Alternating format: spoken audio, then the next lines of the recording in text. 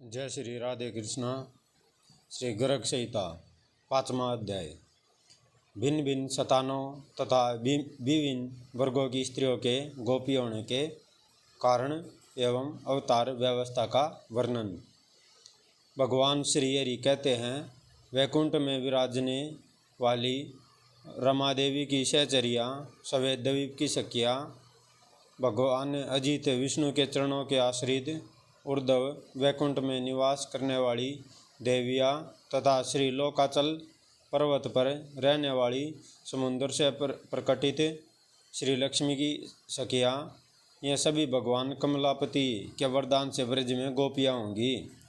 पूर्वकृत विविध पुण्यों के प्रभाव से कोई दिव्य, कोई अदिव्य और कोई सत्व रज तम 3 गुणों से युक्त देवियाँ ब्रजमंडल में गोपियाँ होंगी।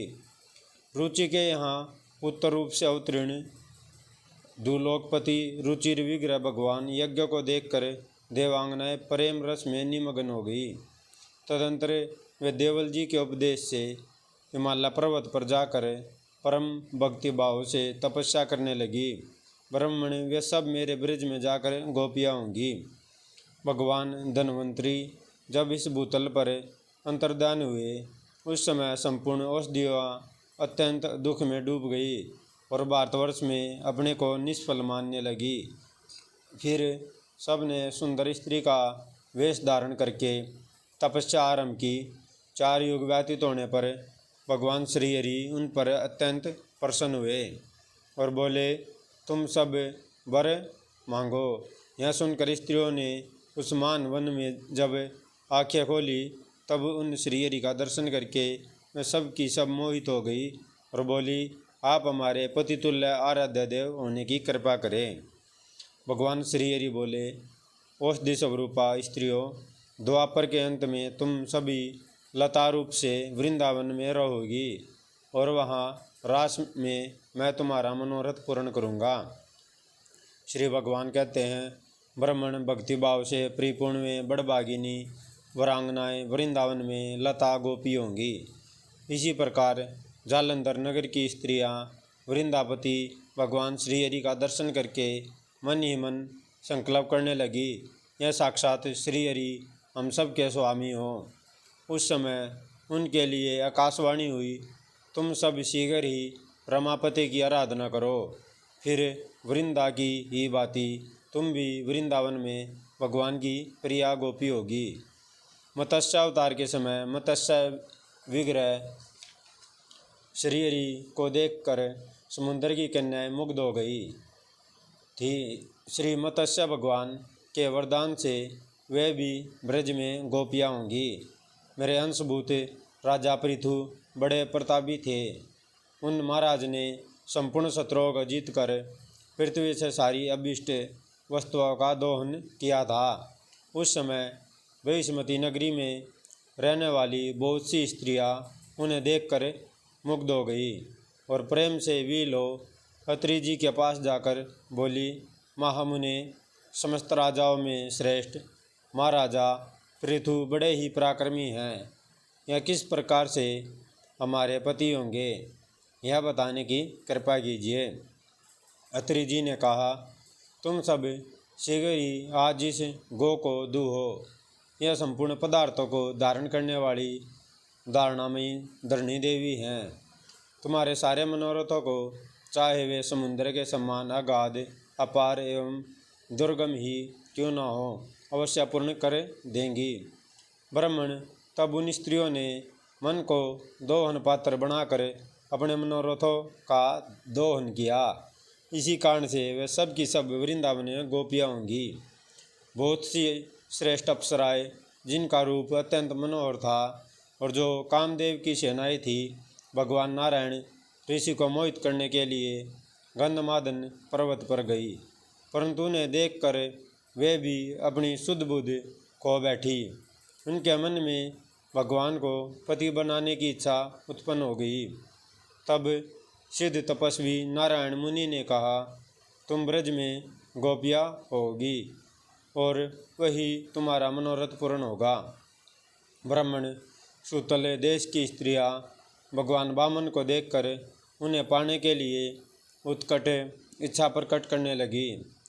फिर तो उन्होंने तपस्या आरंभ कर दी, अतः वे भी वृंदावन में गोपियाँ होंगी।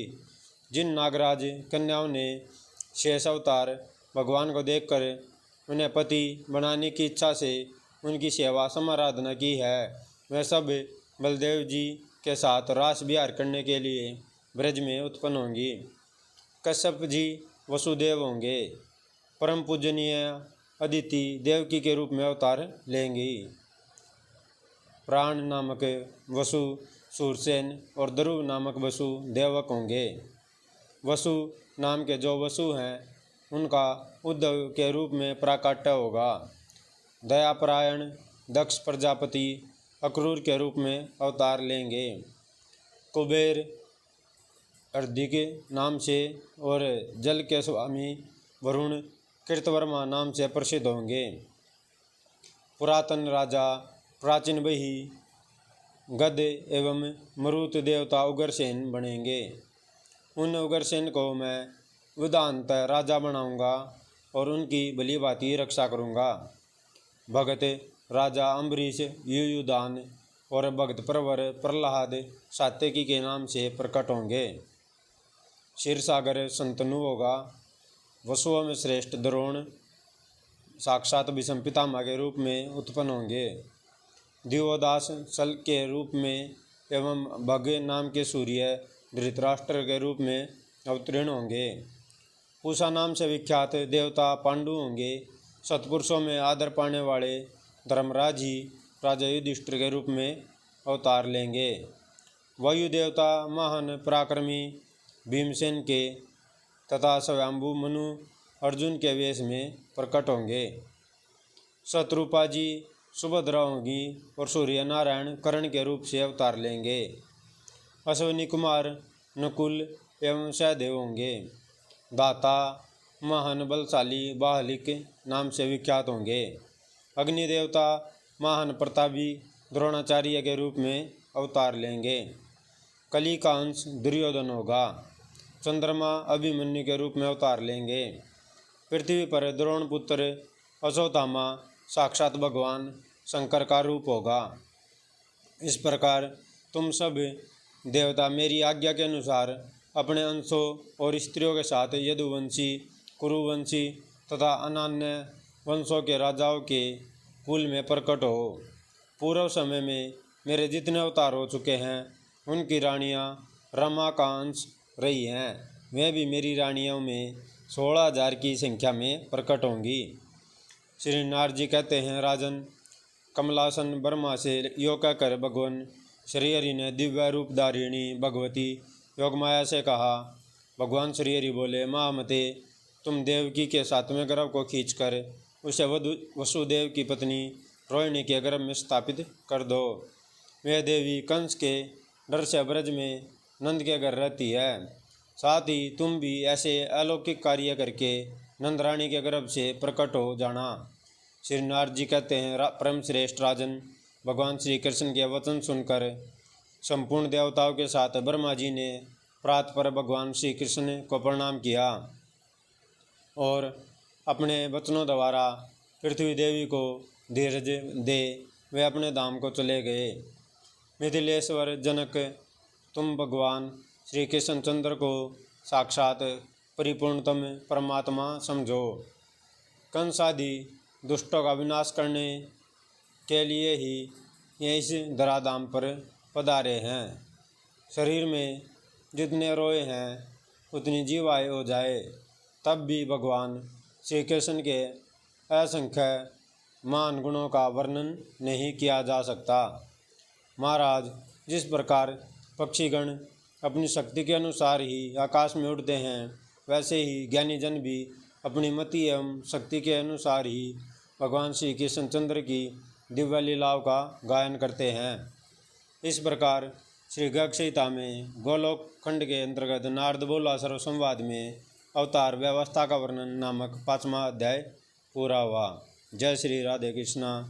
और वीडियो अच्छी लगे तो लाइक कीजिएगा और चैनल को सब्सक्राइब भी कीजिएगा। जय श्री राधे राधे। जय श्री राधे।